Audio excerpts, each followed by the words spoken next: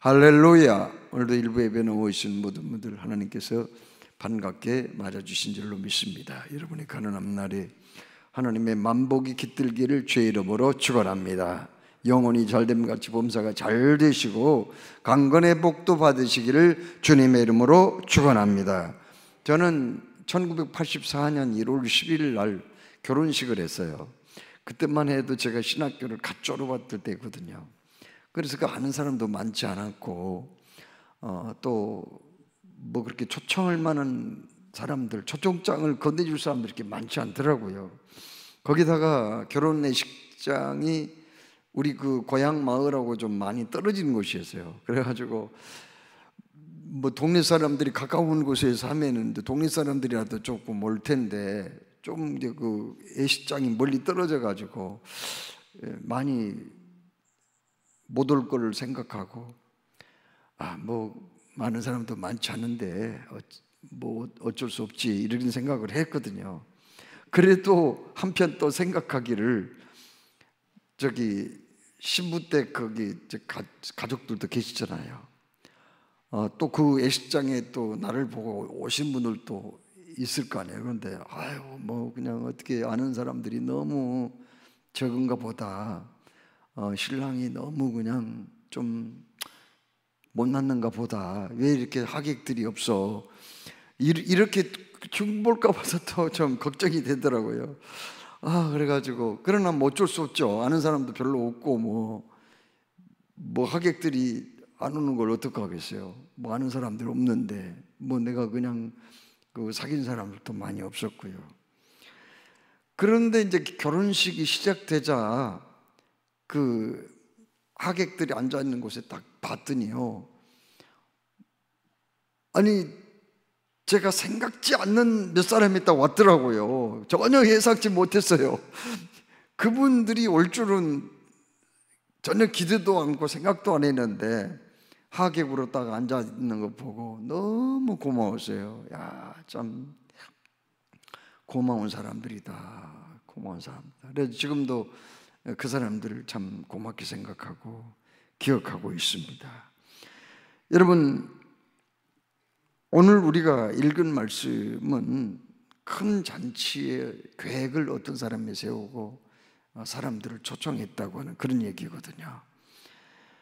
잔치 계획을 세우고 날짜를 정하고 그 이스라엘에서는 맨 먼저 이제 초청장부터 보낸 거예요. 날짜가 딱 정해지면 초청장을 1차를 보냅니다.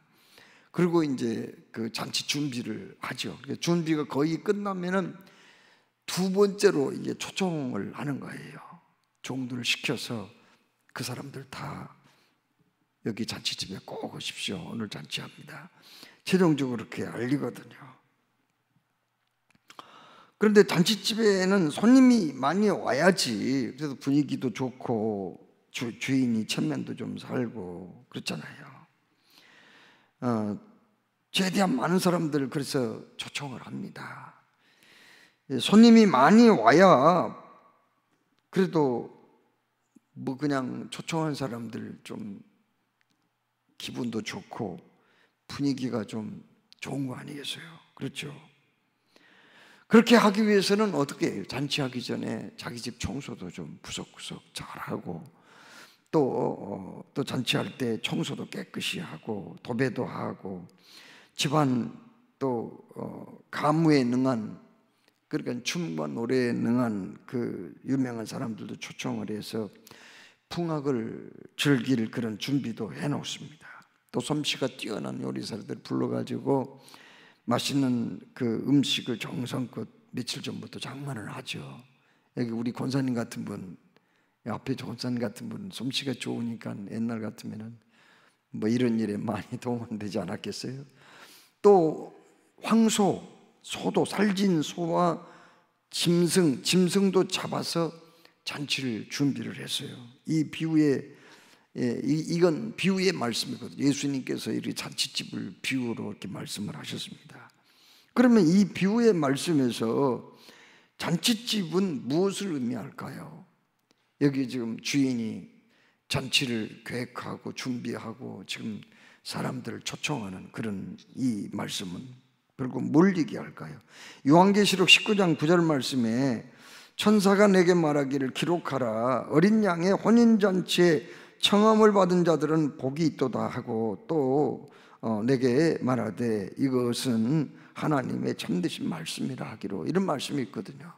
그러니까 이 잔치집은 결국 뭐냐면은 천국, 하나님의 나라를 잔치집으로 표현을 한 거예요. 하나님의 나라는 잔치집이에요. 초상집이 아닙니다. 거기는 어떤 사람이, 불교는 향불을 피우고 자꾸 그냥 엄중한 표정으로 절이나 하니까는 추상집과 같고, 또 유교는 맨날 제사를 하고 1년에 5번, 10번 이상 한 데도 있거든요. 그러니까 꼭 유교는 제사집 같고, 기쁨의 찬송을 부르고, 그리고 할렐루야를 외치고, 그리고 성도의 아름다운 교제가 있는 교회는 꼭 잔치집과 같다, 그런 얘기를 했는데, 천국을 예수님은 잔치집에 비유한 거예요. 잔치집은 웃음이 있잖아요, 칭찬이 있잖아요, 기쁨이 있잖아요. 그리고 축하할 일이 있는 게 바로 잔치집이란 말이에요. 천국은 바로 기쁨의 나라이기 때문에 잔치집으로 비유를 한 거예요. 그러면 교회는 어떤 곳인가요? 천국의 지점이라고 얘기하죠, 교회는.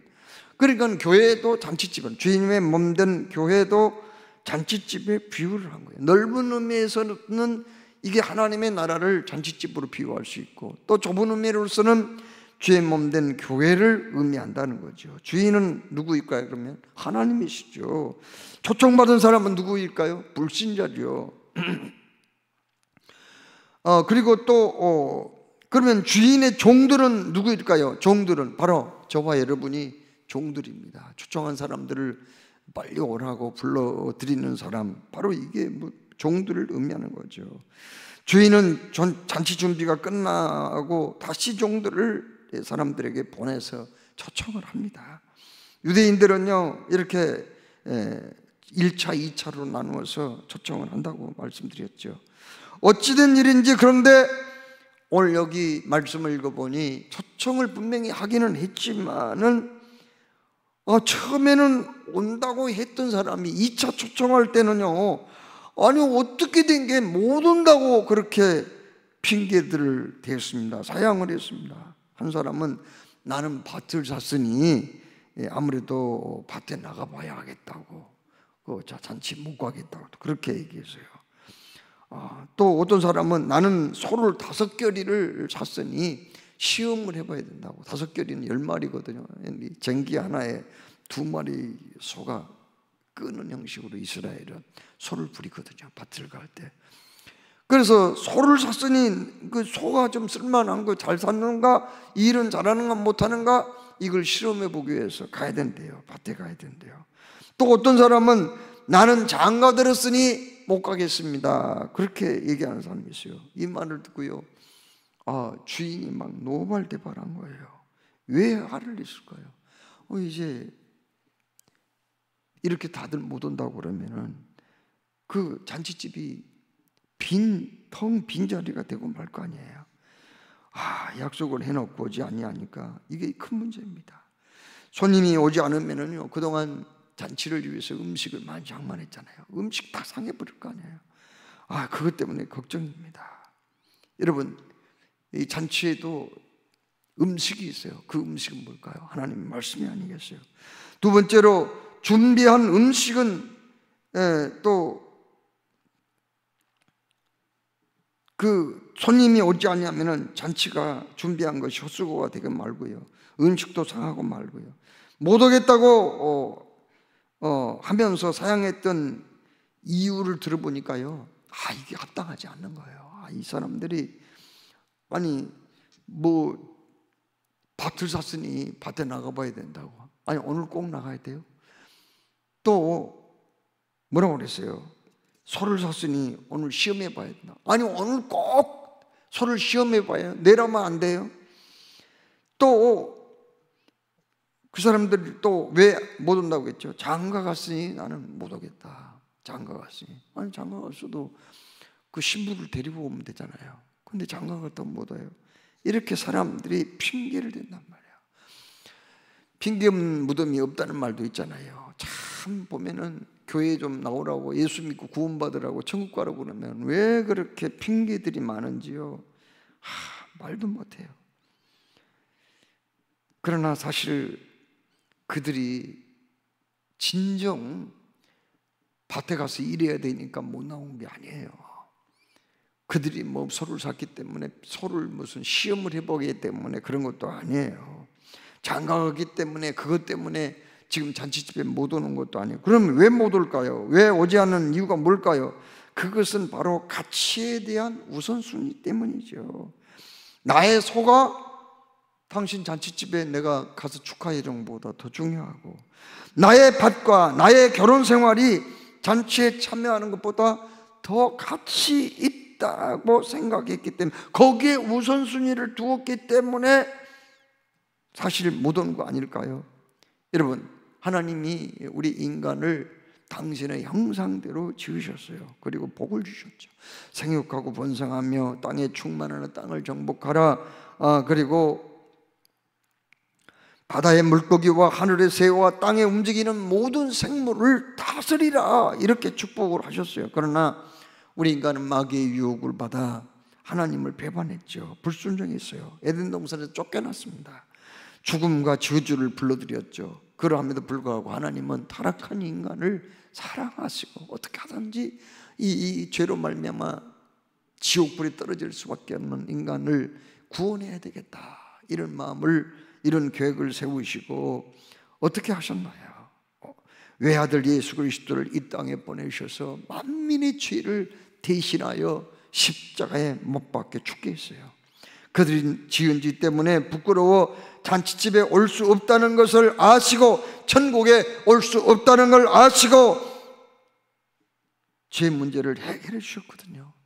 선지자들과 많은 복음 전도자들을 보내서 이 사실을 가르쳐 준 거예요. 우리 인간은 죄를 지었다. 죄 때문에 심판받고 지옥에 갈 수밖에 없지만 하나님께서 외아들 예수 그리스도를 보내셔서 죄를 다 짊어지고 십자가에 못 박혀 돌아가시게 함으로 우리를 구원하였으니 예수 믿고 구원받으라. 이렇게 예수 믿고 받아들이면 구원을 받는다. 그리고 잔치집에서 입을 예수 그리스도의 의의 애복까지 다 준비했거든요. 거기 이스라엘에서는 잔치집에 가면 아무 옷이나 못 입어요. 우리 한국에서도 그렇잖아요. 얼마 전에 저도 잔치집에 가면서 넥타이를 메고 왔거든요. 양복을 입고 넥타이를 메고 왔거든요. 그런데 저만 그런 게 아니라 대부분 거기 온 사람들은요, 그렇게 정장을 하고 왔더라고요. 그런데 이스라엘에서도요, 잔칫날은 예복이 있어요. 있는 예복이 따로 있습니다. 그걸 입어야 돼요. 그런데 그 예복을 뭐라고 얘기하는가? 성경에서는 예수 그리스도라고 말을 해요.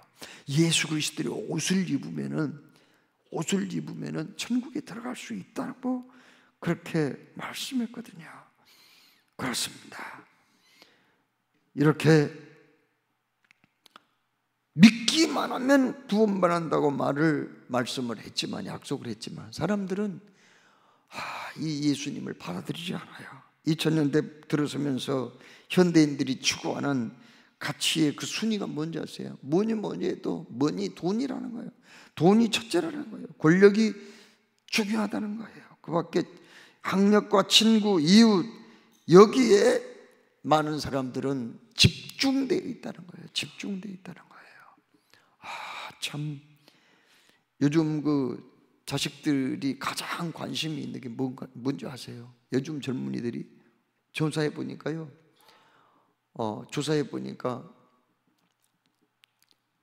부모한테 유산 받는 거 있잖아요. 여기 그렇게 관심이 많대요. 그게 최고예요, 최고. 심지어 내가 부모님으로부터 10억만 유산으로 받을 수 있다면 우리 부모가 당장에 내일 죽어도 좋다는, 그렇게 대답한 사람들이 절반 이상이더래요. 도대체가 이 세상이 어떻게 돌아가는지 모르겠어요. 참, 이렇게 지금 젊은이들이 타락하고 잘못된 생각을 품고 있는 사람들이 많이 있는 거예요. 그러면서 진정 가치를 두어야 할 것, 여기에 대해서는 별로 관심이 없거든요. 온천을 얻고도 내 생명을 잃으면 무엇을 주고 내 목숨을 바꾸겠느냐. 우리 예수님이 그렇게 말씀했잖아요. 그렇습니다. 또 하나님이 뭐라고 말씀했습니까? 그런즉 너희는 먼저 그의 나라와 그의 의를 구하라. 그리하면 이에 이 모든 것을 너희에게 더하시리라. 먼저 어디에 더해야 된다고요? 하나님의 나라와 하나님이 기뻐하는 그 의를 먼저 구해야 된다는 거죠. 그렇게 되면은 그 나머지는 알아서 하나님이 해결해 주신다는 그런 말씀이 아닙니까? 그런데 사람들은 이 핑계 저 핑계로 하나님께 오지를 않아요. 어떤 사람들은 할 일이 많아서 못 온다고 그러고, 어떤 사람은 나이가 많아서 못 온다고, 나는 몸이 약해서 못 온다고. 단 데는 잘도 가더라.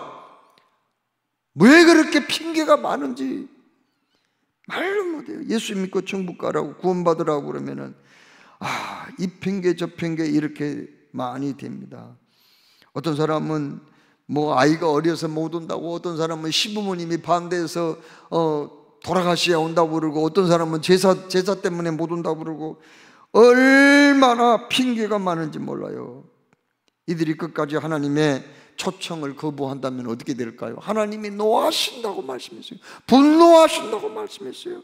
내가 너를 구원하려고 이렇게까지 했건만, 독생자의 외아들까지 내가 이 땅에 보내서 희생하게 했건만, 어찌하여 너희는 끝까지 핑계만 대느냐, 어찌하여 너는 외면하느냐, 이렇게 하시면서 결국 심판대 앞에서 설 것이요 지은 죄로 인하여 영원히 꺼지 않은 지옥불에 들어가고 말 것입니다. 기분 좋게 준비한 잔치였는데 이렇게 빈자리가 많이 생길 것을 생각하니요, 주인은 너무 속이 상했어요. 그래서 종들에게 뭐라고 그랬어요? 너희들은 빨리 시내의 거리의 골목으로 나가서 가난한 자들과 또 몸 불편한 자들과 맹인들과 저는 자들을 데려오라, 이렇게 말씀했거든요. 데려오라는 거예요. 사람들을 빨리 데려오라. 가난한 자들, 몸이 불편한 자들, 맹인들은 원래 그 잔치에 초청받지도 못했어요. 잔치에 참여할 자격도 없는 사람들이에요. 그런데 왜 이 사람들을 데려오라고 그랬을까요? 이들은 할 일이 없어요. 시간이 많거든요. 이 핑계 저 핑계 되지 않아요. 불러주는 것에 대해서 감사하는 마음으로 올 수 있기 때문에 이 사람들을 데려오라는 거예요. 가난한 사람들은 논밭을 샀다고 핑계댈 것도 없어요. 그 당시 몸이 불편한 사람은 장가가기도 쉽지 않고요, 갔더라도 화려한 신혼여행을 가기가 어렵기 때문에 핑계를 다시 될 것이라고 생각하지 않았기 때문입니다. 소경들은 소 살 돈도 없어요. 소를 사더라도 눈이 보이지 아니하니까 쟁기질도 못하고 달구지도 끌 수 없는 거예요. 이 핑계 저 핑계 되지 않을 것이고요, 지금 사는 집이 담도 없고 문도 없으니까 그 집에 들어오기가 굉장히 쉬웠기 때문입니다. 여러분, 이제 다음 주부터는 새생명 축제에 이제 총동원 주일입니다. 환영주일이 다가오고 있습니다. 여러분, 이번 새생명 축제 우리가 데려와야 할 사람은 누구인가요? 돈 많은 사람이요? 물론 그 사람들이 예외를 지키는 것은 아니지만 꼭 그 사람들 데려보라는 게 아니에요. 지쳐 높은 사람이요, 돈이 많고 교만한 사람이요, 자기 명예와 확실을 자랑하고 하나님을 없인 여기는 사람, 그런 사람을 꼭 데려오라는 거 아니에요. 그럼 어떤 사람이에요? 가까이 있는 사람, 내가 데려오기 굉장히 좋은 사람, 쉬운 사람, 그 사람 데려오. 남녀노소 지고와 빈부귀천을 불문하고 이곳에 모셔오기 가장 쉬운 사람을 데려오라는 거예요. 그냥 빈둥빈둥 거리에서 노는 사람, 남에게 구걸을 하는 사람도 좋고요, 노숙하는 사람도 좋고요, 아무나 데려오기가 좋은 사람, 그 사람을 데려오라는, 그게 하나님의 뜻이에요. 이들을 데려온 후 종들이 주인에게 보고하기를 주인이여, 주인이시여 명하신 대로 하였으되 아직도 자리가 있나이다. 빈자리가 아직도 있었던 거예요. 그래서 주인이 종들에게 말하기를 길과 산을 가로 나가서 사람을 강권하여 데려다가 내 집을 채우라, 이렇게 주인이 말씀을 한 거예요. 다 같이 한번 따라서 볼 거예요. 사람을 강권하여 데려다가 내 집을 채우라. 여기서 길과 산울타리로 나가라 그랬죠. 길과 산울타리는 성 밖을 의미하거든요. 그러니까는 진정한 그 선택받은 이스라엘 백성을 말하는 게 아니라 이방인을 말하는 거예요. 이방인. 원래 하나님의 선택받은 민족은 어디예요? 이스라엘이죠. 그런데 이스라엘 이것들이 막 그냥 하나님의 이 주님을 거부를 한 거예요. 십자가의 은총을 거부를 한 거예요. 그러니까는 그때부터 하나님이요, 전 세계로 복음이 퍼져나가게 만든 거예요. 아무나 그냥 예수 믿는. 우리나라에도요, 처음에 예수 믿는 사람은 어떤 사람들인 줄 아세요? 그냥 평민들이에요. 아니, 하층 계층이 예수를 먼저 믿었거든요. 그래서 그 예수님을 믿는 사람들은 얼마나 많이 죽였는지 몰라요. 저것들이 서양 귀신 믿는다고 말이야. 야수 서양 귀신 믿는다고 그래가지고 그렇게 많이 죽였어요. 제사를 거부한다고 그래가지고 너희들은 부모도 조상도 다 무시하고 불효막심한 인간이라고 하면서 그렇게 많이 죽였거든요. 여러분, 오늘 여기 말씀에 이제는 성 밖에 나가서 이방인이라도 좋단 말이야. 아무나 좋다. 강권하여 데려와서 내 집을 채우라. 여기서 강권한단 말은 아난카손이라는 헬라어인데, 이 말은 무슨 말이냐면 팔을 비틀다라는 뜻이에요. 다 같이 한번 따라서 해볼까요? 팔을 비틀다.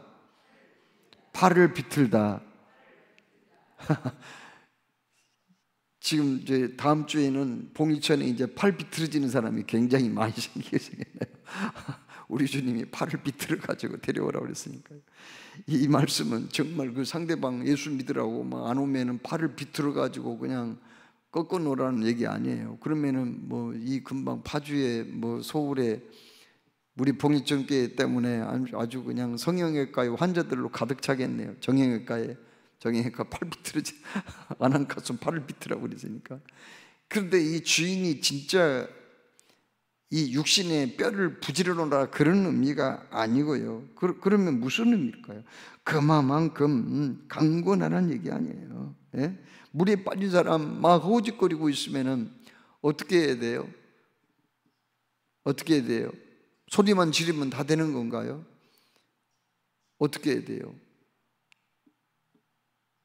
물에 빠진 사람 정신 차려 하면서 점잖게 말이에요, 격식을 차려서 뭐 그냥 조심조심 밖으로 나와 그래도 되나요? 아니죠. 뛰쳐 들어가가지고 막 그냥 어떻게 해야 돼요? 머리카락이라도 잡고 끄집어 나와야 돼. 정신 차려야 돼. 어떤 사람이 그냥 이 사람이 정신이 없어가지고 이 못된 사람이 뭐 그냥 인생을 비관해가지고 기차가 저기 기적을 울리고 오는데 그 철도에 한가운데 서 있는 거야. 그러면 소리만 지른다고 다 돼요? 어떻게 해야 돼요? 잡아 끌어야 되죠. 그렇죠? 잡아 끌어도 버티고서 막 안 나오려면 어떻게 해야 돼요?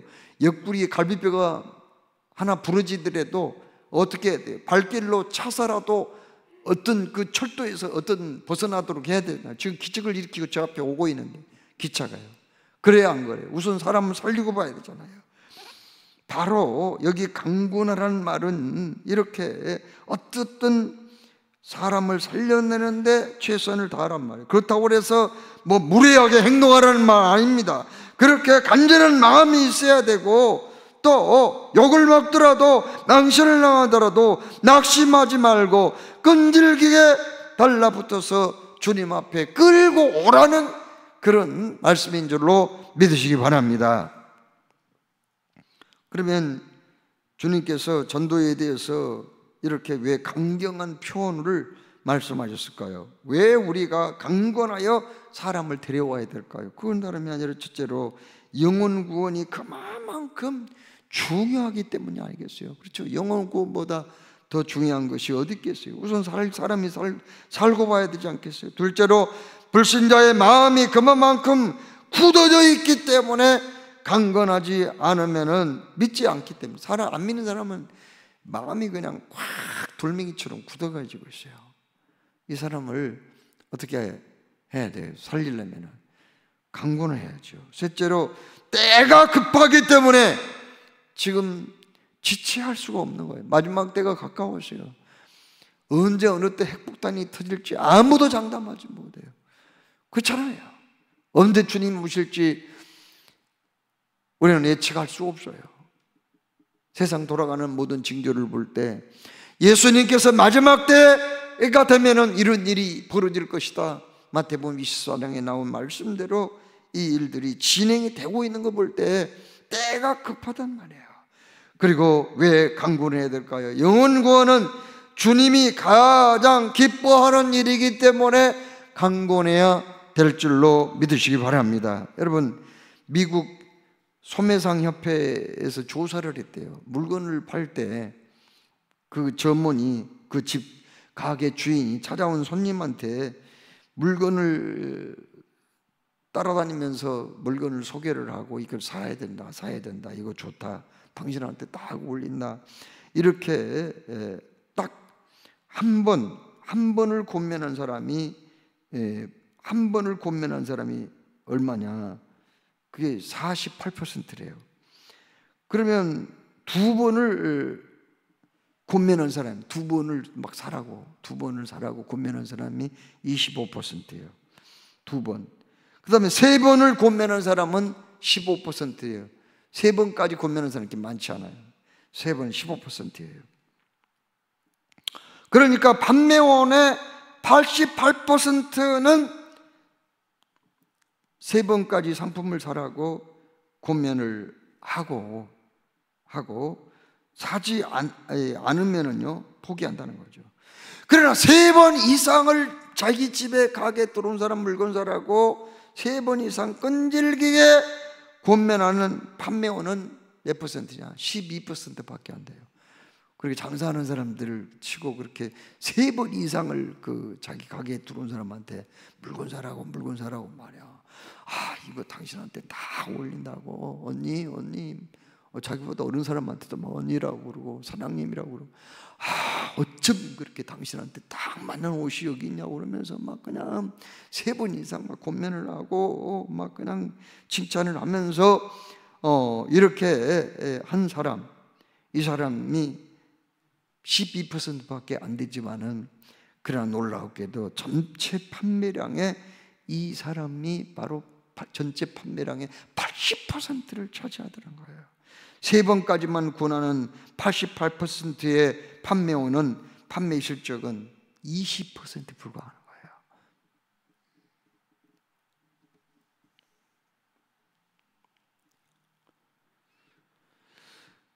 어떤 사람이 큰 회사 그 사장님 전도하기 위해서 기도하고 자꾸 전도 엽서를 써서 보냈대요. 성구와 함께. 그런데 이 사람은, 아는 사람이 그거 보냈지만 읽지도 않고 서랍 속에다 그냥 집어넣은 거예요.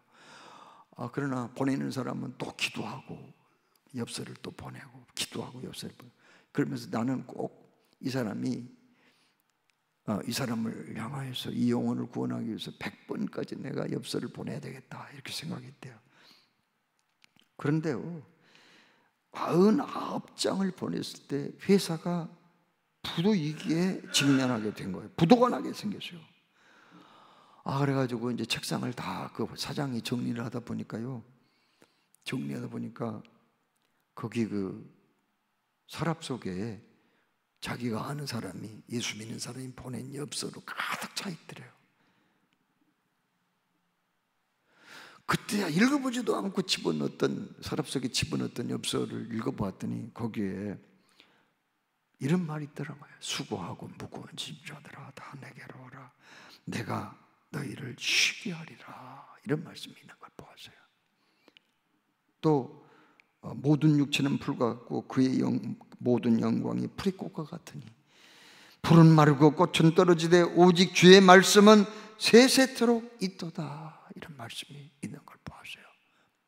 그 성경을 읽을 때 가슴에 부딪혔습니다. 감동이 있었어요. 그 순간 완악했던 사장의 마음이 녹아졌어요. 그래, 모든 육체를 풀과 같아. 내가 지금 수고하고 무거운 짐진사, 무거운 짐을, 인생의 짐을 지고 비틀거리며 넘어지기 직전의 사람이잖아. 이런 생각을 하고 전도자를 불렀대요. 만나자고. 그래서 그 사람한테 기도해달라고 그러고 같이 또 예배도 드렸습니다. 나중에는 이 사람이 예수를 믿게 되고요, 나중에 자기 그 회사 안에다가 예배당을 세우게 됐다는 거예요. 예배당을. 그리고 열정적으로 복음을 전하는 사람이 되었다고 합니다. 주님께서 강권하여 데려오라고 한 것은 그 영혼이 지금 위급한 상태이기 때문에 한두 번 찾아가서 전도하고 포기하라는 게 아니라 끈질기게 지속적으로 전도하라, 그런 말씀이거든요. 그렇습니다. 하나님이 한 영혼이라도 구원받는 것이 소원이에요. 하나님은 빈자리가 가장 싫어합니다. 빈자리를 가장 싫어하세요. 그래서 나가서 사람을 강권하여 데려다가 내 집을 채우라고 명령하십니다. 이 사명 감당함으로 잘하였다, 착하고 충성된 종아, 이렇게 칭찬받는 주님의 기쁨이 되시기를 주의 이름으로 축원합니다. 사랑해 주님.